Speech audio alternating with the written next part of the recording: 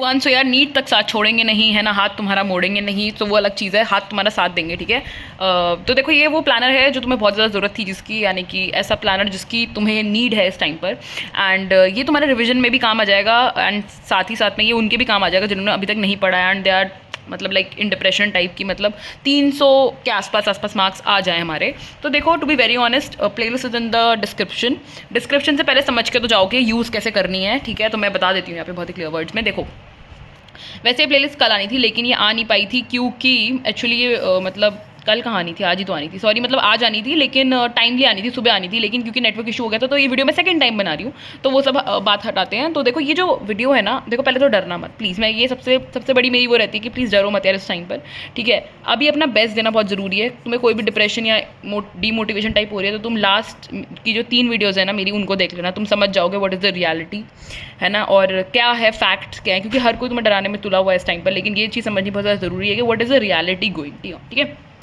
तो देखो जिसने बिल्कुल नहीं करी है, जिसको रिवीजन करनी है बायो की, उसके लिए प्लानर एकदम मस्ट रहने वाला है, एकदम बेस्ट रहने वाला है, ठीक है। सो क्या है इसमें, देखो 25th के अंदर मैंने 5 चैप्टर्स जो है करके डाल दिए हैं, एंड ये आपको कंप्लीट कैसे करने हैं, ओजोन क्लासेस से करने हैं भाई। हम क्वेश्चन प्रैक्टिस कैसे करेंगे, एनसीईआरटी रीड कैसे करेंगे, तो मैं सब बताती हूँ कैसे करेंगे, ठीक है। तो देखो 25, 26, 27, 28, 29, 30 एंड 1 में मैंने ज़्यादा चैप्टर रखे क्योंकि इस वक्त क्या होता है, इंसान बहुत ज़्यादा होपलेस हो जाता है क्योंकि उसे लगता है अब तो बहुत पास आ चुका है, अब तो कुछ पढ़ने का फ़ायदा नहीं है। इसी वजह से मैंने यहाँ पे 1 के दिन सिर्फ 2 चैप्टर्स रखे हैं। और एक चीज़ मैं और बता देती हूँ कि 1 and 2 को मैं करने वाली हूँ फुल एनसीईआरटी रिवीजन। ऐसा नहीं कि मैं तुम्हें करवाऊंगी रिवाइज, वो मतलब मैं करने वाली हूँ खुद से, और मैं ये एक्सपेक्ट करूँगी कि तुम भी ऐसे ही, मतलब उस दिन हम ना सुबह के लिए हम बैठ जाएंगे पूरी एनसीईआरटी लेकर, एंड एनसीईआरटी दोनों 12th की भी एंड 11th की भी रीड करेंगे 2 दिन, ठीक है, पूरे, यानी कि उन 2 दिन हम पूरे कोई लेक्चर्स नहीं देखेंगे, सिर्फ एनसीईआरटी रीड करेंगे, क्वेश्चन प्रैक्टिस करेंगे, एनसीईआरटी रीड करेंगे, क्वेश्चन प्रैक्टिस करेंगे, ये 2 काम करेंगे जिससे एटलीस्ट 300 के आसपास नंबर आ जाए। लेकिन उसके लिए तुम्हें क्या करना पड़ेगा, 1 तारीख को ये फोटोसिंथेसिस एंड बायोमोलिक्यूल्स को सुबह जल्दी करना पड़ेगा, ठीक है। इस बात को भी साइड करते हैं, अभी हम इस प्लानर की बात दोबारा से करते हैं कि आखिर इस प्लानर को हम कैसे फॉलो करने वाले हैं, सो दैट वी नो कि हाँ हमें कैसे करना है, ठीक है। तो देखो सबसे पहला मैंने चैप्टर यहाँ पे रखा है sexual reproduction in flowering plants 25th को। अब देखो कुछ चैप्टर्स मैंने ऐसे रखे कि देखो ये तुमने ना 12th में थोड़ा पढ़ा होगा, और ये चैप्टर ऐसा है कि स्टार्टिंग का ही चैप्टर था तो ये तुम्हें आता होगा, तो इसको तुम कर सकते हो खुद एनसीईआरटी से डायरेक्ट रीड। लिविंग वर्ल्ड को तुम कर सकते हो डायरेक्टली रीड। बायोलॉजिकल क्लासिफिकेशन अगर आता है तो कर लो रीड, नहीं आता तो इसका ओजोन क्लासेस से लेक्चर देख के कर लेना रीड। ये भी अगर कोई इनमें से कोई एक नहीं आता तो ओजोन क्लासेस का लेक्चर देख के एनसीईआरटी रीड करना। ह्यूमन हेल्थ अगर बिल्कुल नहीं आता तो तुम नया पढ़ सकते हो ओजोन क्लासेस से। ब्रीथिंग को भी ओजोन क्लासेस से पढ़ने के बाद ही रीड करना, ठीक है।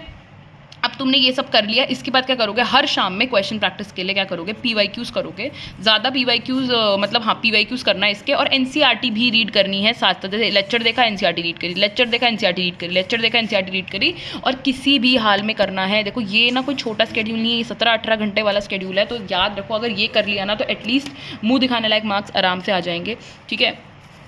और ऐसे को डरने की बात नहीं है, हर दिन हम आपके साथ खड़े हैं। लाइफ में इवेंचुअली चीज़ें ऐसी हमें डील करनी पड़ती है। देखो तुम अगर इस टफ टाइम से डील कर जाओगे तो इवेंचुअली तुम सीख जाओगे कि लाइफ में कि हार्ड टाइम्स को कैसे कहते हैं ना कि बढ़िया टाइम में कन्वर्ट करना है, ये तुम सीख जाओगे। और देखो यार लाइफ में मेन चीज़ सक्सेसफुल होना जरूरी नहीं है नीट में ही सक्सेसफुल होना है, it is about being successful in life. तो जो मेहनत तुम आज ये कर रहे हो ना, ये तुम्हारे काम जरूर आएगी लाइफ में। शायद तुम्हें अभी दिख नहीं रहा कि कहाँ काम आएगी, लेकिन इवेंचुअली यार it will be a part, ठीक है। उसको तो अभी साइड करते हैं इन सब बातों को। इन सब बातों के लिए तुम लोग जो है लास्ट प्रीवियस वीडियोस वगैरह देख सकते हो, ठीक है।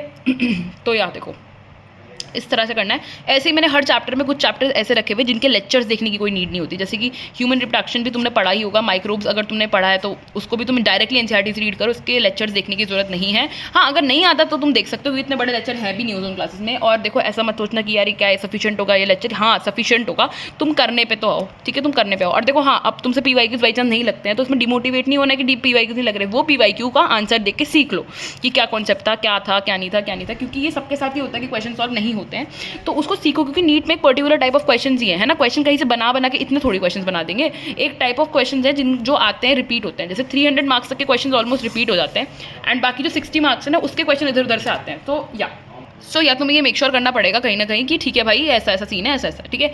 ठीक है, ऐसे ही मैं आगे करूँ 27 वाले की बात, तो रिप्रोडक्टिव हेल्थ आई थिंक सब नहीं पढ़ा होगा, ठीक है। एनिमल किंगडम अगर तुमने पढ़ा है तो तुम उसको डायरेक्टली एनसीईआरटी से रीड कर लेना, नहीं करा या एनाटॉमी अगर पहले से पढ़ा है तो उसको डायरेक्टली एनसीईआरटी से रीड कर लेना। इसका तुम वो देख लेना लेक्चर, इसका लेक्चर देख लेना। सबके अगर तुम्हें लग रहा है कि नहीं पढ़ा है कोई भी तो लेक्चर देख सकते हो, बाकी एक बार एनसीईआरटी से रीड करने का जरूर ट्राई करना खुद से पहले, ठीक है, जो तुम्हें लग रहा है कि तुमने अच्छा खासा पढ़ा हुआ है। न्यूरल में कहूँगी लेक्चर से देखना, बायोडाइवर्सिटी लेक्चर क्योंकि तुमने ध्यान दिया नहीं होगा इस पर ज़्यादा कभी। प्लांट किंगडम अगर कर रखा है तो डायरेक्ट एनसीईआरटी कर लेना, इसकी एनसीईआरटी अगर कर रखा है तो एनसीईआरटी से कर लेना, नहीं तो लेक्चर देख सकते हो। सेल की अगर करा है तो ठीक है, नहीं तो एनसीईआरटी देख लेना, ठीक है।